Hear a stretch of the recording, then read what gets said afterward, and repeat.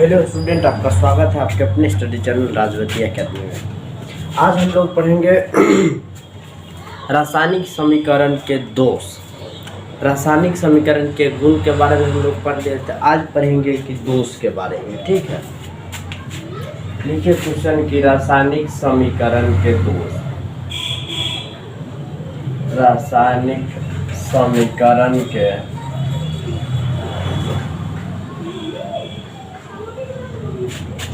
दोष।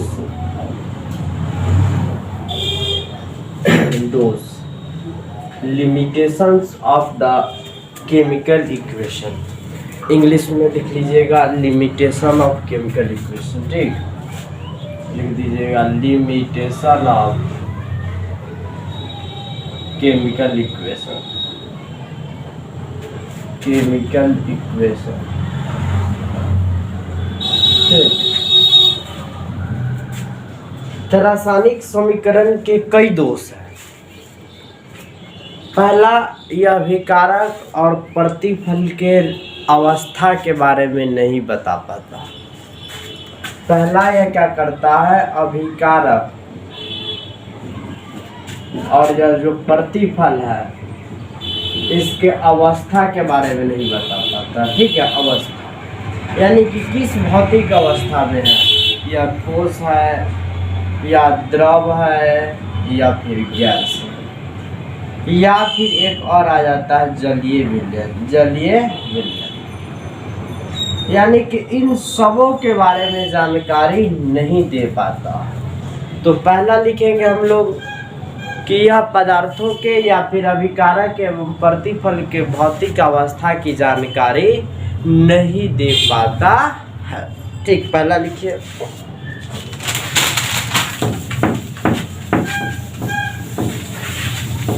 पहला, पहले आंसर में कर दीजिएगा कि रासायनिक समीकरण के निम्नलिखित दोष है। रासायनिक समीकरण के निम्नलिखित दोष है। निम्नलिखित दोष है। ठीक, पहला कर दीजिए, यह अभिकारक एवं प्रतिफल के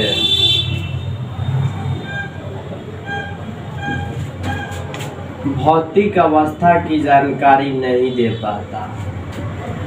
भौतिक अवस्था की जानकारी नहीं दे पाता। ठीक है, नहीं दे पाता। दूसरा, जैसे कि यहाँ पे लिख दीजिए अभिकारक और प्रतिफल के भौतिक अवस्था की जानकारी नहीं दे पाता। दूसरा लिखिए, यह अभिकारक एवं प्रतिफल के सांद्रता की भी जानकारी नहीं दे पाता। सांद्रता की भी जानकारी नहीं दे पाता है। ठीक है, नहीं देता है। ठीक, सीधे कर दीजिएगा, नहीं देता। अब यह अभिकारक और प्रतिफल की सांद्रता की कितना सांद्रता है कल, यानी कि अभिकारक, जिसे कि अभिकारक के रूप में हम ले लिए HCl और ले लिए NaOH। ठीक है, और बना मान लेते हैं NaCl। तो यह कितना ज़्यादा कंसंट्रेट है, इसकी सांद्रता 0.5 m होनी चाहिए, 1 m होनी चाहिए, 2 m होनी चाहिए। यानी कि इसकी जो सांद्रता होता है, कंसंट्रेशन, उसकी जानकारी नहीं दे पाता है। अब समझिए कि सांद्रता है क्या। ठीक है, सांद्रता तो यह हम लोग पढ़े थे 9th क्लास में। ठीक है, तो पढ़े थे कि सांद्रता C बराबर N/V,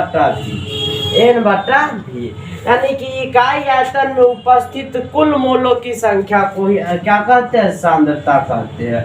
ऊपर है मोलों की संख्या, अब बट्टा है आयतन। बट्टा क्या है, आयतन, यानी कि मोलों की संख्या बटा आयतन, यानी कि इकाई आयतन में उपस्थित कुल मोलों की संख्या को ही सांद्रता कहते हैं। क्या कहते हैं?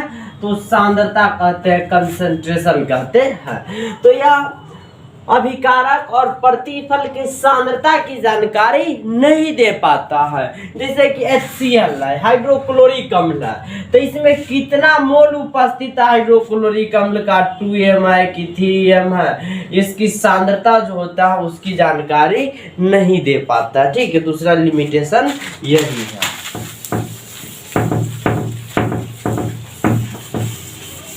तीसरा कर दीजिए, तीसरा कीजिए। तीसरा कर दीजिए, यह अभिक्रिया के वेग की जानकारी नहीं दे पाता। अभिक्रिया के वेग की जानकारी नहीं दे पाता, नहीं देता है। अभिक्रिया के वेग की जानकारी, वेग मतलब स्पीड, तो यानी कि कितना तेजी से रासायनिक अभिक्रिया हो रहा है उसके जानकारी नहीं दे पाता। कौन? तो रासायनिक समीकरण। चौथा यह कहता है, चौथा, यह रासायनिक अभिक्रिया के दौरान, रासायनिक अभिक्रिया के दौरान, अभिक्रिया के दौरान अवशोषित और उत्सर्जित ऊष्मा की जानकारी नहीं दे पाता है। अवशोषित एवं उत्सर्जित, उत्सर्जित ऊष्मा की जानकारी नहीं दे पाता।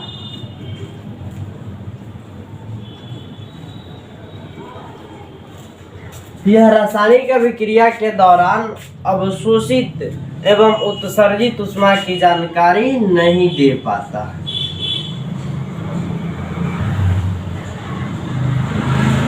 यही 4 लिमिटेशन है। इसके अलावा भी लिमिटेशन है, ये बहुत चीज ताप के बारे में जानकारी नहीं दे पाता है कि रासायनिक अभिक्रिया किन की उपस्थिति में संपन्न हो रहा है। लेकिन मेनली यह 4 ही हम लोग पढ़ेंगे, तो इससे हम लोग को क्या हो जाएगा, आसानी से समझ में आ जाएगा। यानी कि बहुत से ताप है, रासायनिक अभिक्रिया किन किन चरण में पूरा हो रहा है, ताप की जानकारी, उसके उत्प्रेरक की जानकारी कि किसके उपस्थिति में रासायनिक अभिक्रिया संपन्न हो रहा, उस सब की जानकारी नहीं दे पाता। पहला कहता है कि क्वेश्चन में कह रहा है हमको कि रासायनिक समीकरण के दोष, limitations of the chemical equation. तो पहला है कि रासायनिक समीकरण के निम्नलिखित दोष है। इसमें कह रहा है यह अभिकारक एवं प्रतिफल के भौतिक अवस्था की जानकारी नहीं देता है कि अभिकारक और प्रतिफल किस अवस्था में है।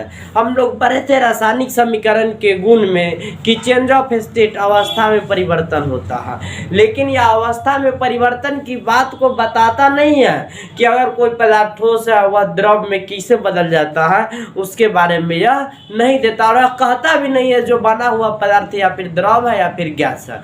ठीक है, इसके बारे में यह जानकारी नहीं देता। कि दूसरा देता है कि यह अभिकारक एवं प्रतिफल के सांद्रता की जानकारी भी नहीं दे सकता है। ठीक है, या नहीं दे पाता। तीसरा, यह रासायनिक अभिक्रिया के वेग की जानकारी कि कितना तेजी से रासायनिक अभिक्रिया हो रहा है उसके बारे में यह जानकारी नहीं देता है। चौथा, यह रासायनिक अभिक्रिया के दौरान अवशोषित ऊष्मा और उत्सर्जित ऊष्मा, जैसे कि देखिए कार्बन और ऑक्सीजन आपस में जलकर कार्बन डाइऑक्साइड और ऊष्मा उत्पन्न करता है। जैसे कि कार्बन ले लीजिए, कोई हमारा रबर ले लेते हैं या फिर प्लास्टिक्स ले लेते हैं। क्या ले लेते हैं? प्लास्टिक्स। अब देखिए कोई प्लास्टिक है, अब इसको जब जलाते हैं तो इसमें से ऊष्मा निकलता है कि नहीं, कहिएगा सर कैसे? जैसे कि जाड़े के समय में हम लोग गांव में होता है घूर, ठीक है, तो उसके संपर्क में रहते हैं तो हीट यानी कि हमको ताप लगता रहता है, तो उसमें कार्बन डाइऑक्साइड गैस तो निकलता ही है। लेकिन यह जो ऊष्मा बना है उसकी जानकारी तो ये नहीं दे पा रहा है। सीधे कह रहा है कार्बन डाइऑक्साइड बनता है, तो सीधे क्या मान रहे हैं कार्बन डाइऑक्साइड बन रहा है। भाई इससे ऊष्मा प्राप्त हो रहा है कि न हो रहा है, इस सब की जानकारी प्राप्त करेंगे। तो इसमें ऊष्मा प्राप्त हो रहा है क्योंकि जब हम लोग देखते भी है कि लकड़ी जलाते हैं और उसके संपर्क में जो रहते हैं तो हम लोग को दाह लगता है, यानी ताप दे रहा है। अत्यधिक ज्यादा गर्मी होता है तो पसीना आने लगता है, यानी कि ऊष्मा क्या निकल रहा है। तो रासायनिक अभिक्रिया के उत्सर्जित ऊष्मा और अवशोषित ऊष्मा की जानकारी नहीं दे पाता। ठीक है, तो यह इसका लिमिटेशन रहा, इसको नोट रख कीजिएगा। ठीक है, इतना सबसे पहले क्या कर लीजिए, नोट कर लीजिए। फिर हम लोग पढ़ेंगे कि रासायनिक समीकरण के दोष को कैसे दूर किया जा सकता है। नोट कर लीजिएगा, लिखिए क्वेश्चन कि रासायनिक समीकरण के दोष को कैसे दूर किया जा सकता है।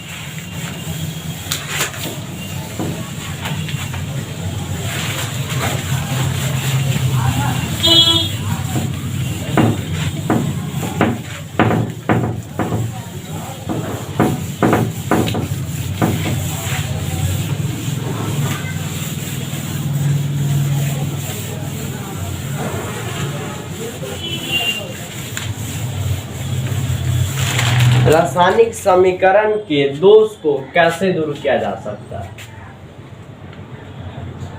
दोष को कैसे दूर किया जा सकता है, दूर किया जा सकता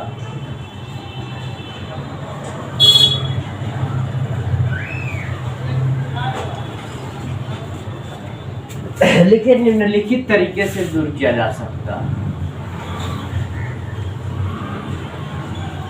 निम्नलिखित तरीके से दूर किया जा सकता है।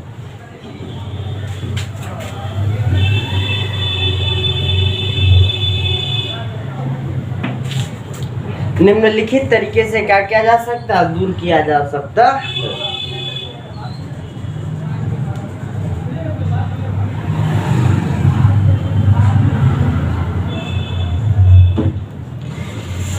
अब देखिए पहला में देखिए कि किस तरीके से हम इसको दूर कर सकते हैं।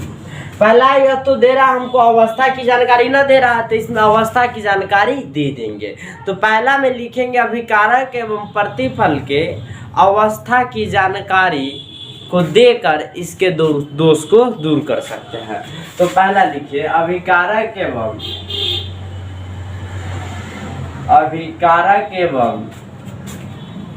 प्रतिफल के अवस्था की जानकारी देकर, अवस्था की जानकारी देकर, ठीक है, देकर एरो दे के लिख दीजिएगा। इसमें अभिकारक एवं प्रतिफल के सूत्र एवं संकेत के ठीक आगे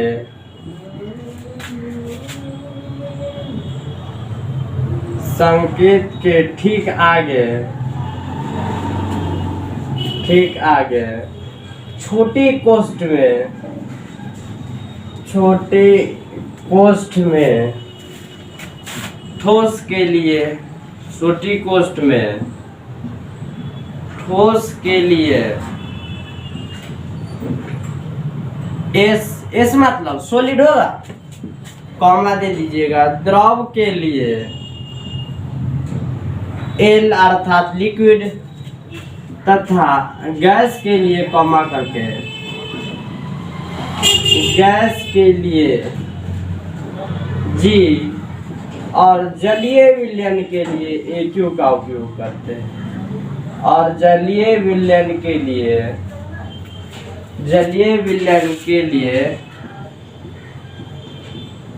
AQ मतलब एक्वस का उपयोग करते हैं।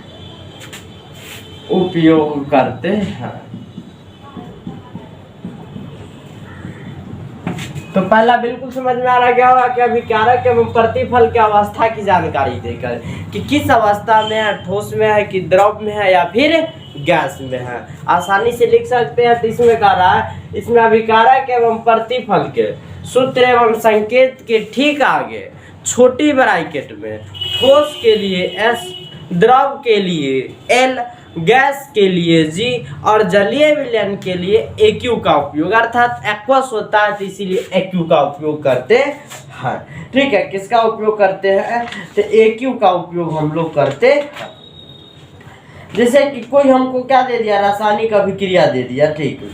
जैसे कि पहला दे दिया है कि H2 प्लस Cl2 या H2 प्लस O2, पहला देखिए O2, साइन ऑफ गिव सीधा कह रहा है कि H2O बन रहा है। क्या इसमें अवस्था मालूम है कि हाइड्रोजन कौन में, ऑक्सीजन कौन में, और ये जल बना किस अवस्था में, मालूम है? नहीं मालूम है। तो इसी क्या हुई जानकारी, जैसे कि यहाँ पे कह रहा है कि हाइड्रोजन G मतलब गैस अवस्था में है, ऑक्सीजन भी गैसीय अवस्था में है, और यह जो बन रहा है वह लिक्विड अवस्था में अर्थात द्रव अवस्था में है। तो यहाँ पे केवल हम बैलेंस कर देंगे, बैलेंसिंग विषय। अब देखिए यहाँ पे दो हाइड्रोजन, कितना हाइड्रोजन था? तो 2 हाइड्रोजन था, ऑक्सीजन क्या था? 2, तो बना क्या था? केवल H2O। तो H2O बनाया तो सही है, लेकिन यहाँ पे ऑक्सीजन क्या है? 2 है, ऑक्सीजन क्या है? वो 1 है। तो यहाँ पे आगे 2 लगाएंगे तो 4 हाइड्रोजन, 2 ऑक्सीजन, तो 2 आगे भी हम लोग क्या कर देंगे? लगा देंगे। इस प्रकार यह संतुलित हो गया। तो यह हम लोग जानेंगे कि शुद्ध हाइड्रोजन गैस शुद्ध ऑक्सीजन गैस के साथ मिलकर जल बनाता है। क्या बनाता है? जल। और जल एक द्रव्य अवस्था में रहता है। तो यहाँ पे L यहाँ पे लिखा है ना कि ठोस की जानकारी देकर इसमें अभिकारक एवं प्रतिफल के सूत्र एवं संकेत के ठीक आगे छोटी कोष्ठ में लिए ठोस के लिए S, द्रव के लिए L, गैस के लिए G और जलीय विलयन के लिए AQ। अब देखिए यहाँ पे क्या गैस है तो G लिखे, O2 यहाँ भी गैस है, यह क्या? द्रव बना L है। तो यानी कि अभिकारक एवं प्रतिफल के भौतिक अवस्था की जानकारी देकर हम आसानी से रासायनिक समीकरण के दोष को दूर कर सकते हैं। तो ये वो तो दूर हो जाएगा, लेकिन दूसरा का क्या कह रहा है? दूसरा कह रहा है कि रासायनिक अभिक्रिया के फलस्वरूप ऊष्मा अगर उत्पन्न हो रहा है तो यानी उत्पाद में प्लस ऊष्मा, अगर रासायनिक अभिक्रिया के दौरान ऊष्मा अवशोषित हो रहा है यानी कि खर्च हो रहा है तो अभिकारक में प्लस ऊष्मा लिखेंगे। ठीक है। दूसरा कह रहा है यदि रासायनिक अभिक्रिया के दौरान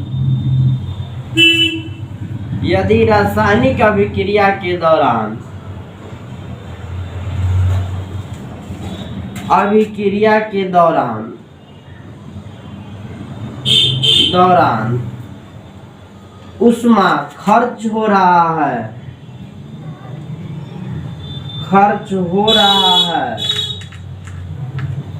तब अभिकारक में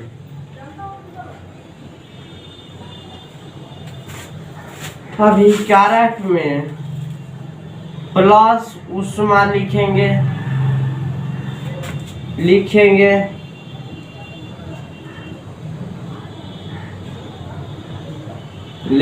ठीक है। एवं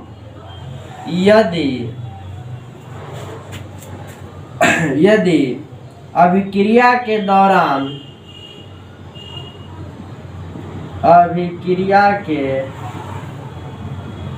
दौरान ऊष्मा उत्पन्न हो रहा है, ऊष्मा का निर्माण हो रहा है। ठीक है, निर्माण हो रहा है तब प्रतिफल में प्लस ऊष्मा लिखेंगे।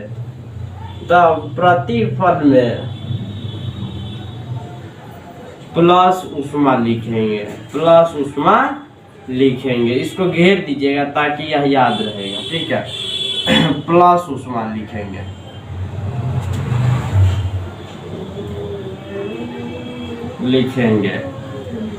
कोई दिक्कत? क्या कह रहा है कि यदि रासायनिक अभिक्रिया के फलस्वरूप के द्वारा ऊष्मा खर्च हो रहा है तब अभिकारक में प्लस ऊष्मा, यदि अभिक्रिया के दौरान ऊष्मा का निर्माण हो रहा है तब किस में? प्रतिफल में ऊष्मा। जैसे कि एक एग्जांपल देख लीजिए यहाँ पे,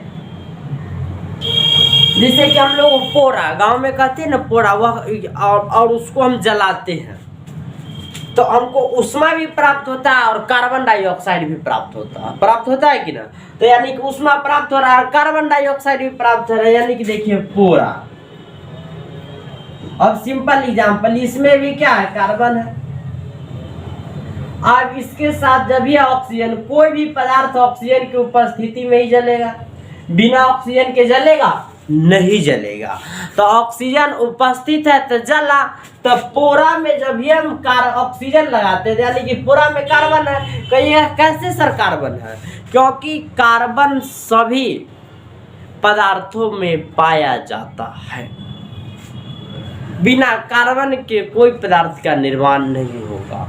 और पोरा वो भी क्या, लिविंग ऑर्गेनिज्म है, अर्थात वह धान से प्राप्त होता है। और धान में क्या है, कार्बन की मात्रा उपस्थित है कि नहीं है, क्योंकि धान से ही हम लोग क्या करते हैं, स्टार्च प्राप्त करते हैं। चावल खाते हैं धान से, देखिए धान से क्या लेता है, चावल, और चावल में क्या पाया जाता है, स्टार्च पाया जाता है। स्टार्च के सूत्र होता है C6H10O5, ओ कितना 5, यानी कि कार्बन क्या हुआ, 6 हुआ है। तो भाई पोरा है तो पोरा में कार्बन होगा, तो कार्बन ऑक्सीजन की उपस्थिति में जलकर, हम लोग 9th में पढ़े थे, कार्बन डाइऑक्साइड गैस मुक्त करती है। तो केवल कार्बन डाइऑक्साइड थोड़ी ना मुक्त करती है, जाड़ा के समय में ऊष्मा अर्थात हमको गर्मी भी लगता है जब हम लोग पोरा को क्या करते हैं, जलाते हैं, अर्थात पुआल को। तो वही कर दीजिएगा एग्जाम्पल में, यहाँ पे देखिए कि कार्बन प्लस ऑक्सीजन जला तो क्या बना, CO2 गैस का निर्माण हुआ। आप प्लस ऊष्मा लगा, यानी कि ऊष्मा क्या रहा, बन रहा है, ऊष्मा क्या रहा है, निर्माण हो रहा है। कुछ ऐसे भी रासायनिक अभिक्रिया है जिसमें ऊष्मा खर्च हो जाता है रासायनिक अभिक्रिया को करने में ही, यानी कि रासायनिक अभिक्रिया अपने से नहीं होता, उसमें करवाना होता है बाहर से। किससे, बाहर से। तो एक है जो नाइट्रोजन है और यह हाइड्रोजन है, यह दोनों अपने से रासायनिक अभिक्रिया नहीं करता है, इस दोनों को बाहर से ऊष्मा देना पड़ता है, तब रासायनिक अभिक्रिया इस दोनों संपन्न कर अमोनिया बनाता है। तो इसमें ऊष्मा खर्च होता है, इसीलिए इसमें हम लिखते हैं हम लोग कि N2 प्लस 3H2 प्लस ऊष्मा sign of gives 2NH3। Sign of gives क्या लिखते हैं, 2NH3 लिखते हैं, ऊष्मा।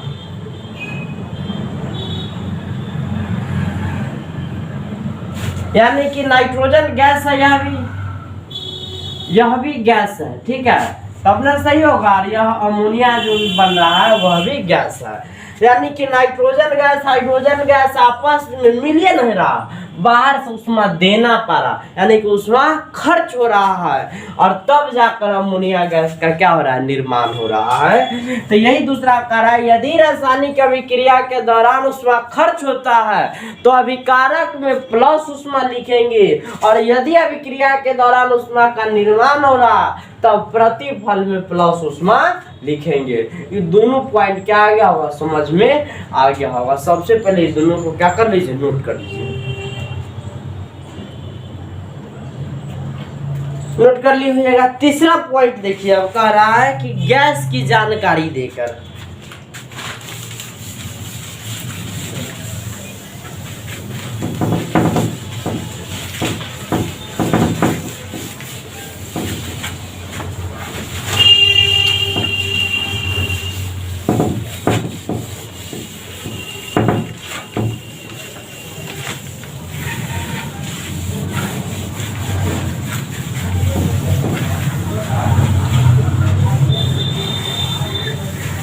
तीसरा कह रहा है कि गैस की जानकारी देकर, दूसरा पढ़ लिए।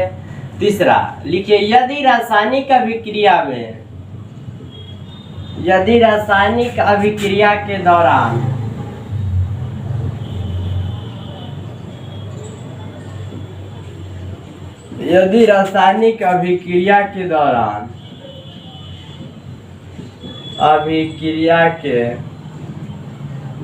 दौरान गैस की उत्पत्ति हो रही है या गैस का निर्माण हो रहा है,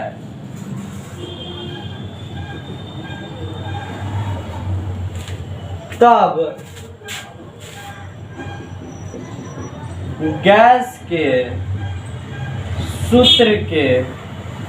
सूत्र एवं संकेत के ठीक आगे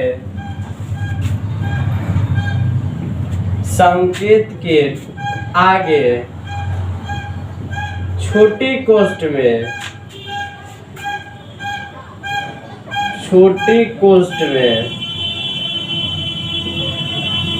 तीर चिन्ह ऊपर की ओर देंगे। छोटी कोष्ठ है और तीर चिन्ह ऊपर की ओर देंगे, तीर चिन्ह ऊपर की ओर देते हैं।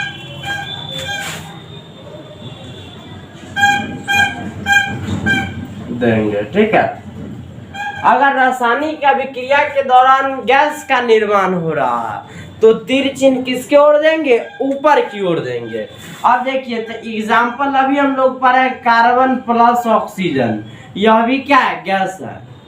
कार्बन भी गैस है, ऑक्सीजन भी क्या है? गैस है। फिर यह जो बनता है कार्बन डाइऑक्साइड, यह भी गैस है। अब इसमें तीर चिन्ह ऊपर की ओर दे दिए, ठीक है। या इसके सूत्र एवं संकेत के आगे भी दे सकते हैं या फिर ऊपर भी दे सकते हैं। दूसरा देखिए कि धातु जब अम्ल से अभिक्रिया करती है, धातु जब अम्ल से अभिक्रिया करती है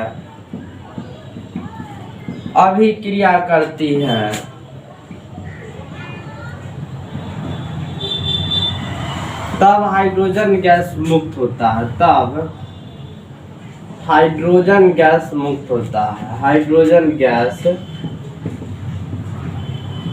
मुक्त होता है। कौन गैस मुक्त होता है? तो हाइड्रोजन गैस।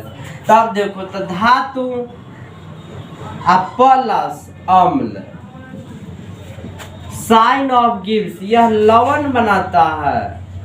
अब प्लस हाइड्रोजन गैस, हाइड्रोजन यानी कि अब देखो यहाँ पे गैस निकल रहा है हाइड्रोजन। अब देखो कोई धातु है, मान लेते हैं सोडियम है। अब यह अम्ल से अभिक्रिया किया HCl से, साइन ऑफ गिव्स बनाया NaCl, अब प्लस H2 गैस। इसमें भी तीर चिन्ह किसकी तरफ होगा? ऊपर की तरफ होगा। NaCl ठोस पदार्थ के रूप में, HCl एक प्रकार का जलीय विलयन है, ठीक है। और सोडियम भी क्या है? ठोस है। तो यह सब निकल गया। अब यह लवण है और H2 गैस ऊपर की तरफ, यानी कि इसमें तीर चिन्ह ऊपर की ओर देंगे, जिससे यह तो हम लोग को मालूम हो जाएगा कि गैस क्या हो रहा है? निर्माण हो रहा है और ऊपर की तरफ अर्थात गैस निकल रहा है। जब हम लोग पुआल जलाते हैं तो देखते हैं उसमें से कार्बन डाइऑक्साइड धुआं ऊपर की ओर निकलता है या नीचे की ओर? ऊपर की ओर जाता है।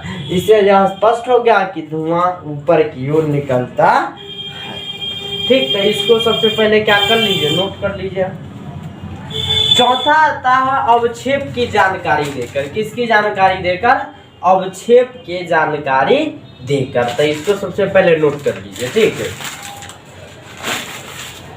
नोट कर लीजिएगा। चौथा लिखिए अवक्षेप की जानकारी देकर।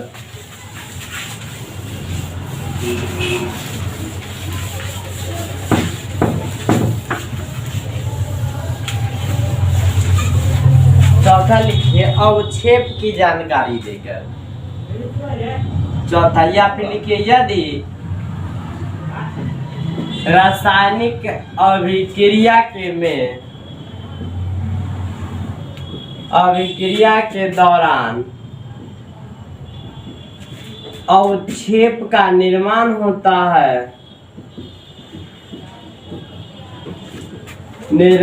होता है, तब तीर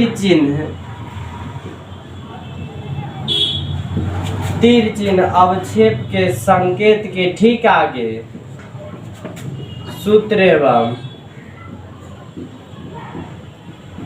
संकेत के ठीक आगे छोटी कोष्ठ में लिखते हैं, छोटी कोष्ठ में लिखते थे, प्रदर्शित करते हैं या सूचित करते हैं, छोटी कोष्ठ में सूचित करते हैं। ठीक है, छोटी कोष्ठ में क्या करते हैं हम लोग, सूचित कर देते हैं, छोटी कोष्ठ में सूचित कर देते हैं। यदि रासायनिक अभिक्रिया के दौरान अवक्षेप का निर्माण होता है, ठीक,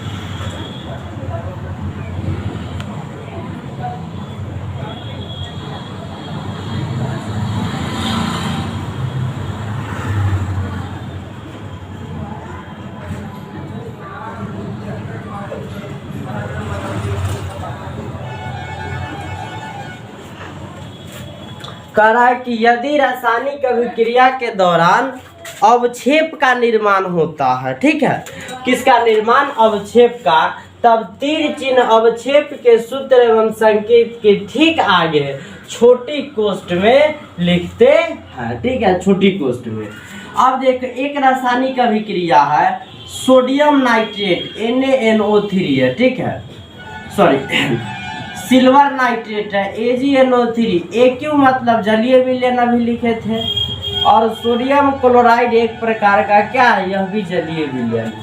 जब इन दोनों के जलीय विलयन को डालते हैं तो यह जो सिल्वर क्लोराइड यह ठोस के रूप में विलयन से अलग हो जाता है और सोडियम नाइट्रेट प्राप्त होता है, NaNO3 का जलीय विलयन प्राप्त होता है। तो इसमें जो होता है तीर चिन्ह हम लोग नीचे की ओर दे देते हैं, क्या, और नीचे की ओर, जिससे यह सूचित हो जाता है कि यह अवक्षेप बन रहा है। क्या बन रहा है, अवक्षेप, अवक्षेप बन रहा है। ठीक है, यह सूचित हो गया, तीर चिन्ह नीचे की ओर दे देंगे, या ऐसा दे दीजिए या फिर यहाँ पे दे दीजिए तीर चिन्ह, इससे यह सूचित क्या हो गया, अवक्षेप बन रहा, अवक्षेप का निर्माण हो रहा। अब समझिए कि अवक्षेप क्या है, क्या है अवक्षेप, अवक्षेप क्या है, वैसा पदार्थ जो ठोस के रूप में विलयन से अलग हो जाता है वही अवक्षेप कहलाता है।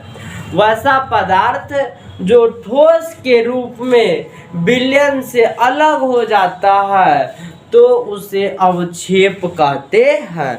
तो उसे हम लोग क्या कहते हैं, अवक्षेप कहते हैं। तो उसे अवक्षेप कहते हैं। वैसा पदार्थ जो ठोस के रूप में विलयन से अलग हो जाता है तो उसी के हम लोग कहते हैं अवक्षेप। क्या कहते हैं, अवक्षेप कहते हैं।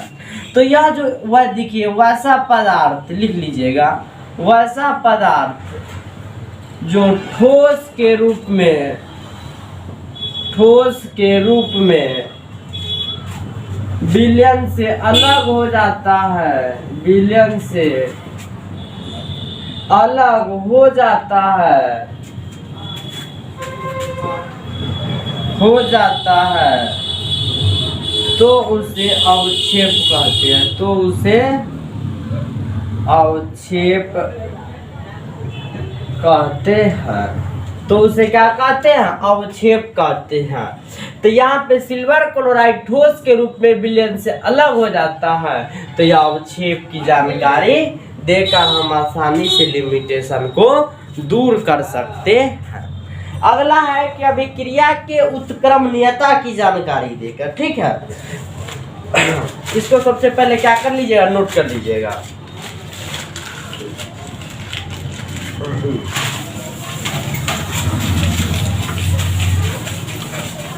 अगला लिखिए,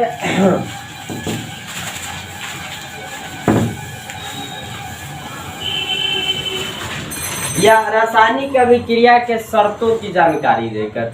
यह कितना था, चौथा था, ये पांचवा लिखिए, ठीक, पांचवा लिखिए, अभिक्रिया के शर्तों की जानकारी देकर। अभिक्रिया के शर्तों की जानकारी देकर, जानकारी देकर। अब देखिए, शर्त मतलब हो जाता है किन किन स्टेप में संपन्न हुआ है। जैसे कि हम लोग देखते हैं गांव में, ठीक है,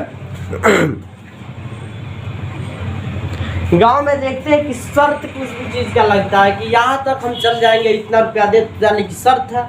यानी कि वही करता है अभिक्रिया के शर्तों की जानकारी देकर किन किन शर्त यानी कि स्टेप में अभिक्रिया पूरा हुआ है। तो कोई भी रासायनिक अभिक्रिया ताप की उपस्थिति में होता है, दाब की उपस्थिति में संपन्न होता है, उत्प्रेरक की उपस्थिति में होता है, सांद्रता लगता है उसमें। यही सब क्या है, तो यही सब शर्त है इसका। ताप, दाब, उत्प्रेरक, सांद्रता इत्यादि कर दीजिएगा, इत्यादि कर दीजिए। यह सब इसका क्या है, तो यह सब इसका शर्त है। तो इस सब को तीर चिन्ह के ठीक ऊपर लिखते हैं, यानी कि इतना ताप है या फिर दाब है या फिर उत्प्रेरक है या फिर सांद्रता है। तो इसमें लिखे रासायनिक अभिक्रिया के शर्तों की जानकारी देकर, यानी कि इसमें लिख सब स्पष्ट हो गया कि रासायनिक अभिक्रिया किन किन पदार्थ के उपस्थिति में संपन्न हुआ है। उन पदार्थों को तीर चिन्ह के ऊपर या फिर नीचे लिखते हैं, ठीक है। तो यही पदार्थ रहता है ताप, दाब, सांद्रता और उत्प्रेरक, ठीक। लिखिए रासायनिक अभिक्रिया, रासायनिक अभिक्रिया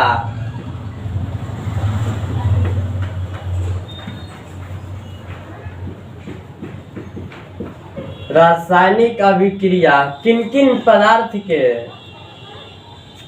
किन किन पदार्थों के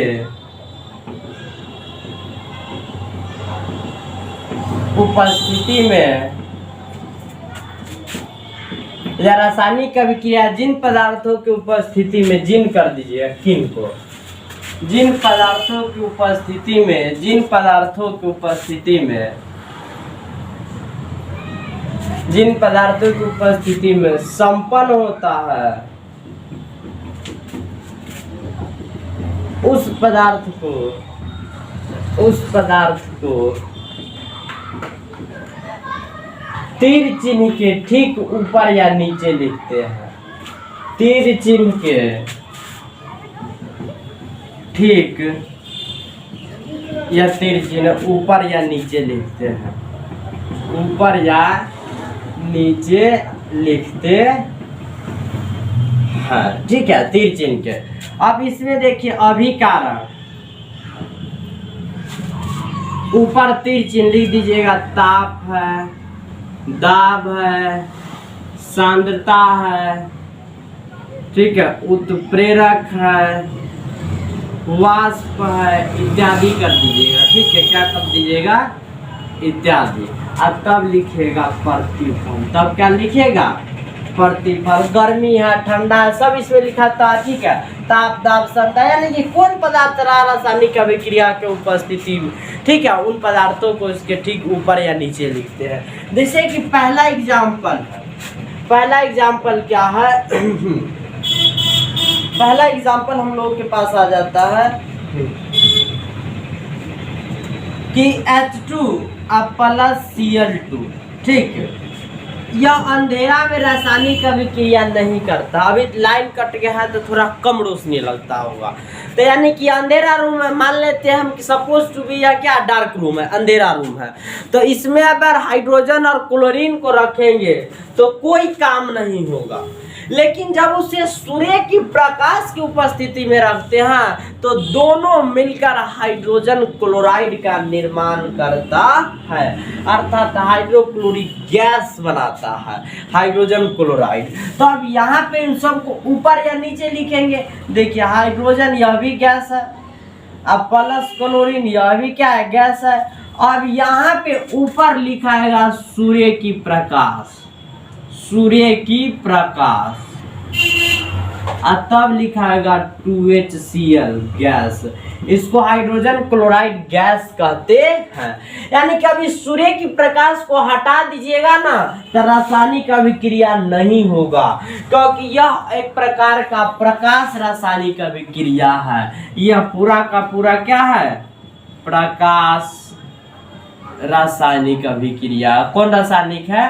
प्रकाश रासायनिक अभिक्रिया है।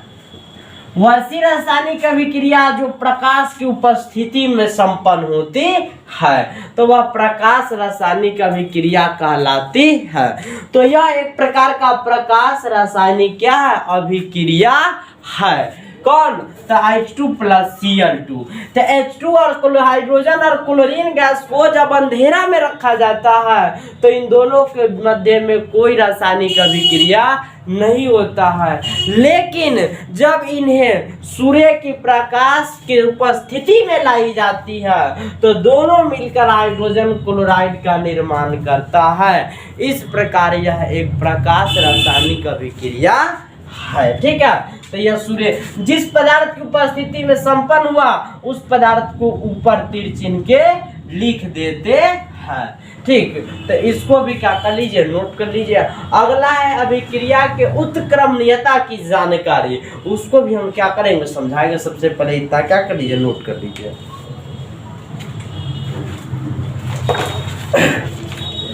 अगला है अभिक्रिया के उत्क्रमणीयता की जानकारी देकर।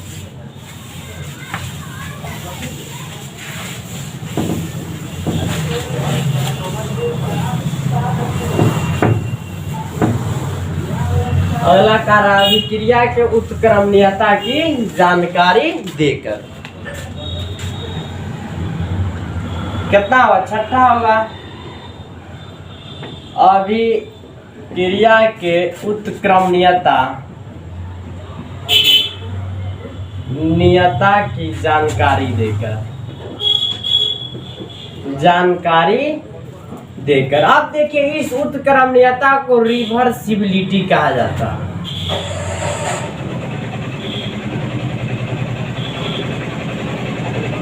रिवर्सिबिलिटी यानी कि उत्क्रमणीय रिएक्शन। वैसी रासायनिक अभिक्रिया जो जिसमें अभिकारक प्रतिफल के रूप में बदल जाता है और प्रतिफल पुनः अभिकारक के रूप में बदल जाता है। अब देखिए, अभिकारक है तो पहले हम लोग ऐसा चिन्ह देते थे कि ना, यानी कि अभी यह अभिकारक प्रतिफल में बन गया, अब यह प्रतिफल कभी अभिकारक नहीं हो सकता है, लेकिन इस रासायनिक अभिक्रिया में हो सकता है। क्या हो सकता है? अभिक्रिया अभिकारक हुआ। अब देखिए यहाँ पे अभिकारक, साइन ऑफ रिवर्सिबिलिटी का चिन्ह दोनों तरफ दिया जाता है और तब यह क्या होता है? प्रतिफल। तब क्या बनता है? प्रतिफल। अब यह जो है यही रिवर्सिबिलिटी का चिन्ह अर्थात उत्क्रमणीयता का क्या है? चिन्ह है। यह क्या है? किसका चिन्ह है? तो उत्क्रमणीयता का चिन्ह है।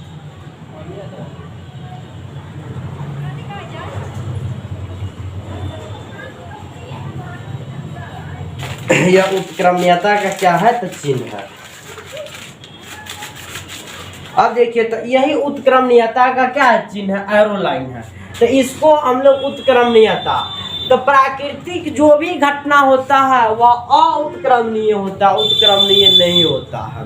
और जो मानव निर्मित है वह उत्क्रमणीय है। एक बार हो गया फिर वो उसको हम पुनः बदल सकते हैं किसी भी रूप में। ठीक है, वह जैसे कि बारिश है। ठीक है, क्या है? वर्षा है। वर्षा है, जैसे कि अभी वर्षा हुई है और पूरा दहाड़ आ गया, तो क्या अभी पूरा दहाड़ ऊपर की तरफ चला जाएगा? नहीं चला जाएगा। तो वह हो गया अउत्क्रमणीय रिएक्शन। वह अउत्क्रमणीय रिएक्शन हो गया। क्रमणीय रिएक्शन वह अउत्क्रमणीय हो गया, यानी कि इरिवर्सिबल इंग्लिश में कह सकते हैं, इरिवर्सिबल। और ई जो होता है रिवर्सिबल होता है। क्या होता है? रिवर्सिबल होता है, रिवर्सिबल होता है। तो यही कहता है उत्क्रमणीयता की जानकारी देकर। ठीक है, तो इसमें तीर चिन्ह दोनों तरफ, यानी कि इस उत्क्रमणीयता की, यानी कि इसमें यह बता सकते हैं हम कि अब इसमें अभिकारक को प्रतिफल में बदल सकते हैं और पुनः प्रतिफल को अभिकारक में बदल सकते हैं। ठीक, स्पष्ट हो गए? तो लिखिएगा, इसमें अभिकारक को प्रतिफल में बदल सकते हैं। लिखिए, इसमें अभिकारक को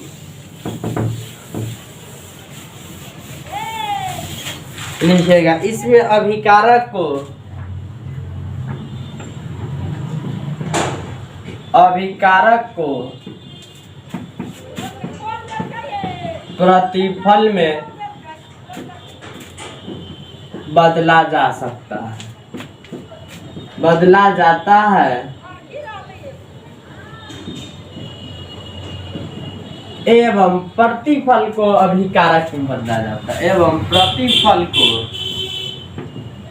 अभिकारक में बदला जाता है, अभिकारक में बदला जाता है। जिसे कि लिख दीजिएगा अभिकारक साइन ऑफ रिवर्सिबल का चिन्ह दीजिएगा, इसी को रिवर्सिबल करते हैं और तब कर दीजिएगा प्रतिफल। तो आप पूछ सकते हैं सर जी कौन ऐसा रासायनिक अभिक्रिया जिसमें अभिकारक को प्रतिफल और प्रतिफल को पुनः अभिकारक। अब देखो तो एग्जाम्पल लिख दो, N2 यह गैस है, अब +3H2 यह भी क्या है, गैस है। इसमें जो होता है रिवर्सिबल रिएक्शन होता है और यह प्लेटिनम और Mn मैग्नीज और आयरन की उपस्थिति में संपन्न, Fe और मोलाब्डेनम की उपस्थिति में संपन्न होता है और 2NH3 का निर्माण यानी कि गैस का। इस अमोनिया को पुनः नाइट्रोजन और हाइड्रोजन में बदल सकते हैं और इस नाइट्रोजन और हाइड्रोजन को पुनः अमोनिया में बदल सकते हैं, ठीक है, NH3 में। अब यहाँ पे जो Fe और MO यह एक प्रकार का क्या उत्प्रेरक है, क्या है, उत्प्रेरक। कोई दिक्कत है? तो कोई दिक्कत नहीं, इसको सबसे पहले क्या कर लीजिए, नोट कर लीजिए।